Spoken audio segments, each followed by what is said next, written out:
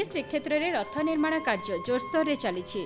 रथ निर्माणर षष्ठ दिन में गतकाली 24 तुम्बबोला गोलेई काम शेष होईछि।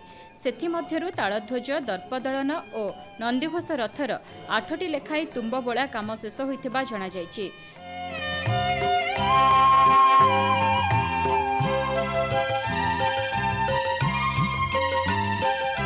करती सेवक माने 22टी फासी काठ गड़ करी 3 रथ चाड़ी को भोई सेवकों जरिया जोगाई देइछन्ति। दोलवेदी निकटरे करा जायथिबा अस्थायी कमारशाल रे ओझा सेवक माने 3 रथ पई अरकंटा और पंदारी बड़ा निर्माण जारी रखिछन्ति।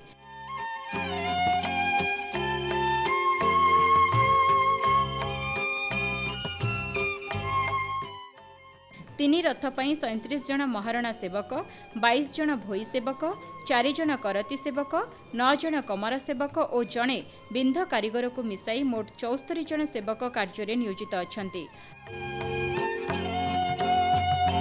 आगामी दिन में रथ निर्माण कार्य बढ़िबा संगको अधिक सेवक मध्य निर्माण कार्य नियोजित हेबे बोली जणा जायछि।